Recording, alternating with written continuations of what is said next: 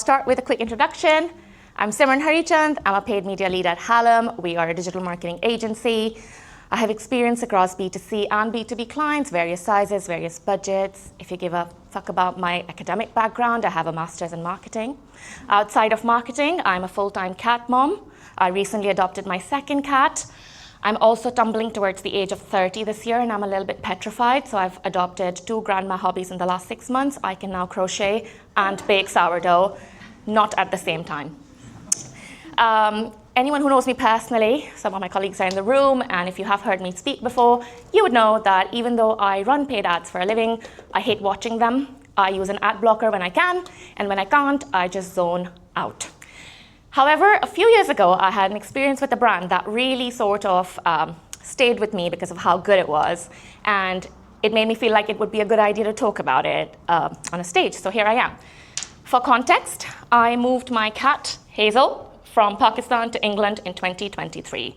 I love him to bits. I've had him since he was 3 months old. He is 11 this year.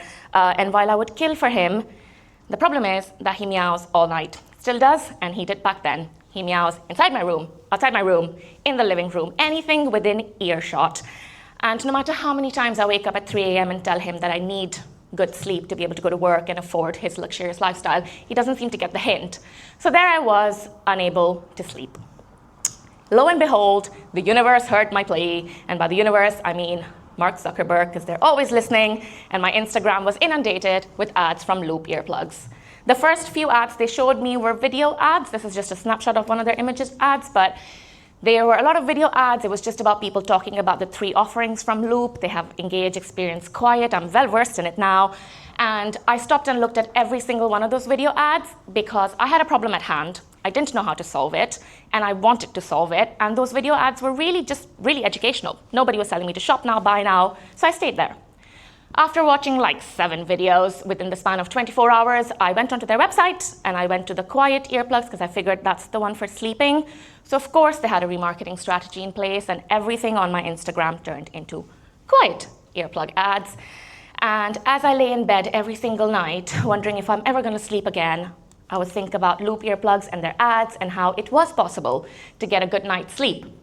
But they were 30 quid, and while that's not a big amount, I am attached to my money and I don't like to spend it unless I know it's going to make my life better. So of course, I looked at some customer reviews, I looked at a lot of things, and then the last thing that pushed me over the edge was this, an ad similar to this. It wasn't this one, but essentially it had a customer testimonial, which quite frankly I didn't give a crap about because I'd already read all the reviews possible to read. But right at the bottom, it said 100-day free return. And so I knew if it was a shit product, I could just return it and get my money back. It was not a shit product. I have it to date. I have it in Brighton with me. I love Loop earplugs. I've made my friends and family buy them. They don't pay me to say good things, although at this point they should pay me to say good things.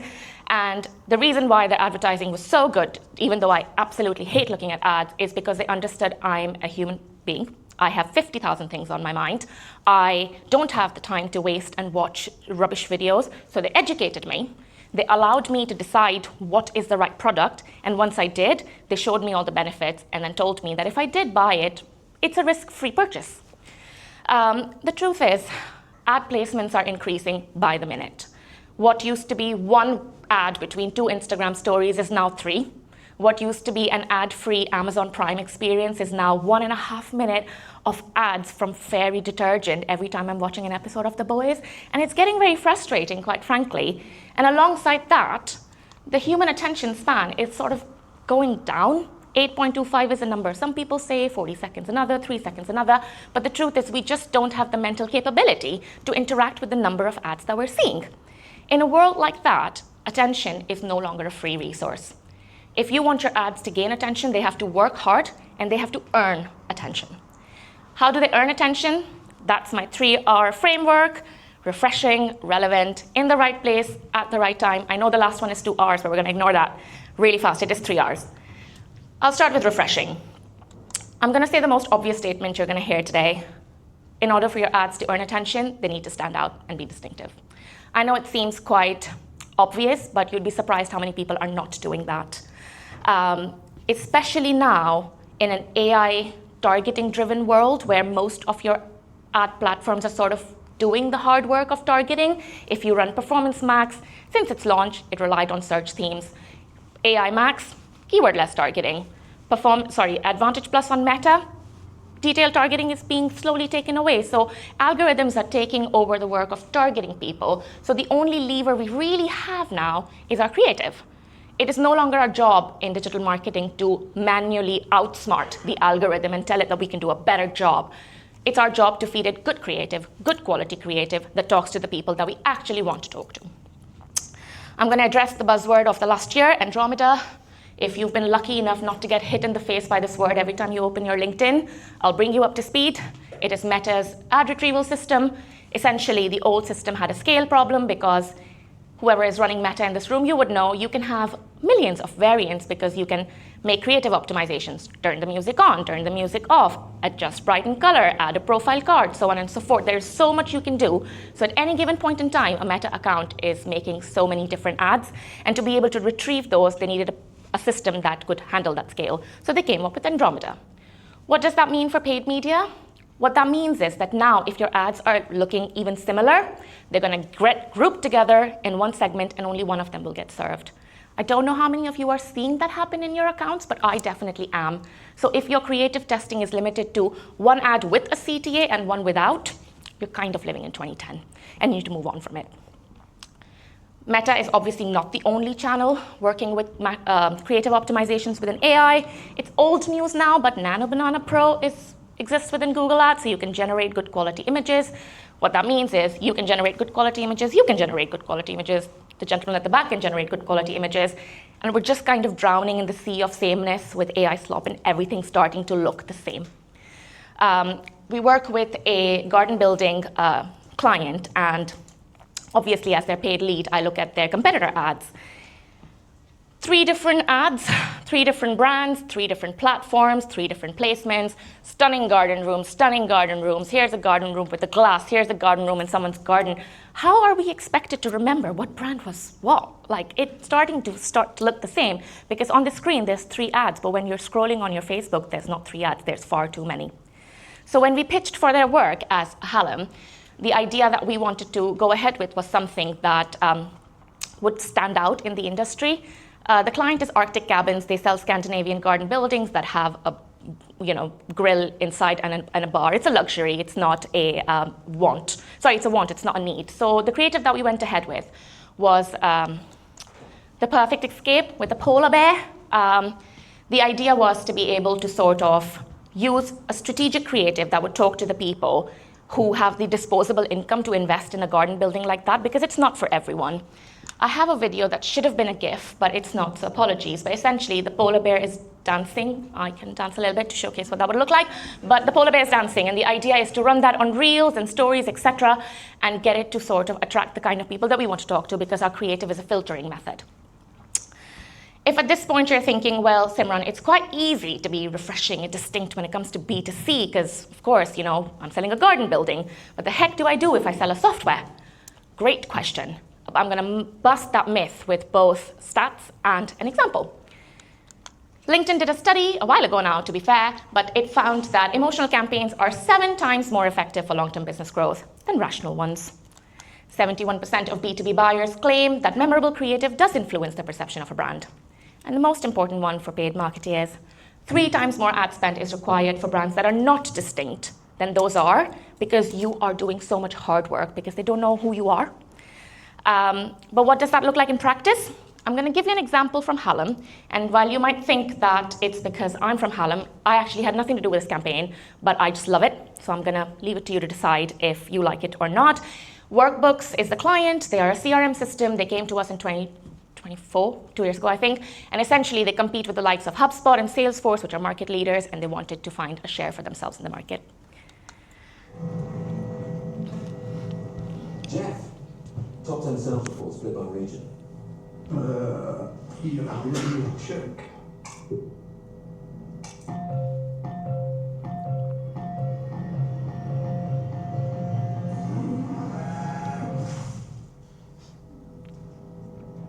Forget it.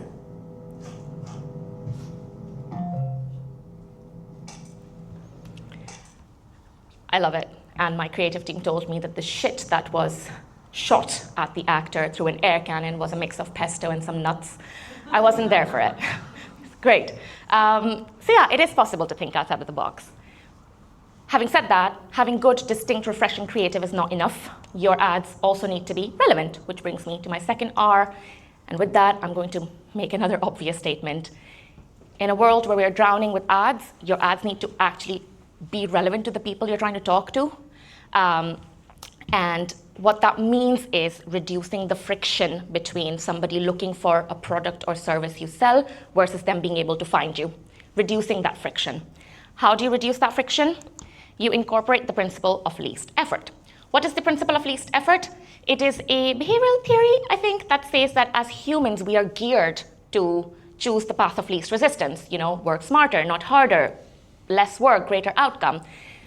And we often forget in paid media that that is how people actually filter information and ads. How can they get the most information that they need to solve their problem without having to do all the hard work? So how do you make your ads relevant? We'll start with Google Ads, because obviously it would be no surprise to anyone that most of us in this room spend a significant portion of our budget at the bottom of the funnel on either Google search or shopping if you're e-commerce or Microsoft Ads. But it would be ridiculous not to acknowledge the fact that the SERP is ridiculously busy. This was also supposed to be a scrolling video, but I'll just frame it in my words. Anytime you do a search, you get a shopping result, you get another search sponsored result, then you get organic results, you have images, you have GMB, you have another set of results again and again. And then God forbid you have an informational query, you also have an AI overview. In a world where a SERP is that saturated, how can we expect anyone to pay so much attention? And so it is really important that you really make your search ads extremely relevant and basically very dumbing it down, as condescending as that might sound. How do you do that? I'm going to give an example, just a client example. I work on a client called Mobility in Motion. They sell vehicle adaptations, but they're not the focus of this talk. One of their bread and butter product is a boot hoist, which is for people who want to put their wheelchair or scooter in their boot. So when we make their search ads, we make sure that the ad says boot hoist. I can hear myself, and I appreciate how obvious that might sound, but we audit so many accounts, and I cannot tell you how many people don't utilize that thought process and don't cover the key terms or the way people search in their search ads. I'm a firm believer of dynamic keyword insertion. If you use it strategically, some people don't like it, that's fine, but that does help me improve my performance. But relevance is not limited to Google Ads. It's also relevant to other channels, more so now because you're talking upper funnel. So another channel that we run for them, as an example, is Meta. This is a screenshot from a video advert for a boot hoist, and it aimed at answering 3 questions that any user would have when they watch an ad. Who is this product for? That's the demographic we're talking at. Their core demographic are older people because they're likely to have mobility issues. What's the product? It's a boot hoist. What situation am I going to use it in? You're going to use it when you're out and about and you want to pop your wheelchair or scooter back in your car. The same goes for programmatic display. Again, even a more harder sort of game to crack because a page is so inundated with other display ads. And so essentially, cutthroat, 3 questions. What's the brand? Mobility in Motion. What's the product? Swivel seats. What does it look like? That's what it looks like. Kind of like staying in that space. Let's say you have refreshing creative and you've made it relevant to your audience, but they're going to drive fuck all if nobody sees your ads. Which brings us to my last 2 R's, right place and right time, which is all around visibility. Your visibility matters so much because that's how people find you. Visibility has become a very complicated concept because the marketing funnel is not linear. I think the last time that funnel was linear, I was not born. The marketing funnel is Google's messy middle on steroids now. I mean, think about the way you look for something. I usually start my journey with ChatGPT. I ask it a question, it gives me 3-4 brands. I then go do a Google search. When I find a Google search, I probably end up on someone's page, and of course, my Instagram gets added by all the different brands that sell that product, and now I have a whole other list, and I'm going to go watch some YouTube reviews, because that's the kind of person I am. I will end up on a subreddit, because I want to hear from an actual person, and probably have a different short list, and then get back to ChatGPT and then decide. There are so many touch points. It is practically impossible for your journey to be linear, which is why it's so important to have a multi-touch strategy. Again, this stat should not surprise you, but at any given point in time, only 5% of your buyers are in market. The remaining 95% are passive. They could be future clients, they could be future buyers, but they're not currently in the market. So when you spend all of your budget on that one touch point, which is Google, you're kind of only talking to the 5% they are going to buy from you now, ignoring any long-term growth. So how do you create a multi-touch campaign? Let's start with the trigger stage, or even before the trigger stage when people are perhaps not even ready to buy. It's really important that your ads help with product discovery. What that means is that don't be salesy. Relevance looks like information at this stage. If Loop had showed me my first ad saying, buy now, I probably wouldn't have, because I wasn't convinced that I needed earplugs in the first place. I needed to be educated about the answer. So please spend time convincing people about who you are and why you're good. At this stage, being found is not going to happen on Google search because they're not looking for you. So think about platforms like connected TV, digital out of home, Spotify. Minimums are dropping. It's getting easier to enter those spaces, so test them at the very least. That brings us to the most important stage, in my personal opinion, which is the exploration and evaluation of the messy middle, where people are going to decide what potential options they have to solve their problem, what brands will solve their problem, and which one of them to go with. At this stage, it's really, really important to have that multi-touch strategy because, like I said, if I start with ChatGPT and touch 5 different platforms before I get back to actually purchasing the product, it's really important that you're visible to that journey. Otherwise, people will forget you. We have so much on our mind. If you expect someone to remember you because they saw one ad 3 years ago, you're kidding yourself, really. What I'm not saying is that just because you need to have a multi-touch strategy does not mean you need to be on 20 platforms with £1 million budget. Just whatever budget you have, test with it and go beyond the bottom of the funnel. Having said that, when you do get at the bottom of the funnel, incentivize the purchase. And this incentive can look like anything that will reduce the risk of the purchase. For me, with Loop, the risk was having wasted 30 quid. They gave me a 100-day free return option. If you are a B2B, not B2B, if you're an e-commerce business, be it B2B, whatever you are, if you're e-commerce and you've got people who add a product to cart, but then they don't purchase, remarket to them. And when you're remarketing to them, maybe just add a discount code in the ad copy. It's a small set of people you're talking to. It gives them the incentive to buy from you. And if your product's good, they will come back. If you are in B2B and you have long sales cycles, it takes 6 months before somebody contacts you versus when they actually buy from you, great, connect your CRM, push your open leads and show them case studies, success stories. If you know that their CFO is going to be involved in the decision making, have information for him. If you know their CMO is included, have a white paper, whatever it is that will take that risk down to make a purchase. Because the truth is, the world's a little bit on fire. Fuel prices are up, cost of living is going up, there's a war, there's loads of stuff going on in the world. And in that sort of world, mental availability is just generally low. As people, we are finding it hard to focus on so many things. And then on top of that, we see 6 million ads per second. And within that, if you think that you can just get attention because you're putting out shit creative or 20 creatives without actually giving it a thought, it's a strategy for failure. So it's really, really important that you have distinct creative that is relevant to the people you want to target. You don't want everyone. You only want the people who have the capacity to buy from you. And you want to be in the right place at the right time so that they are nurtured through that funnel. And when you do that and actually have a people-centric thought process, that is how you get people to not ignore your ads. Thank you.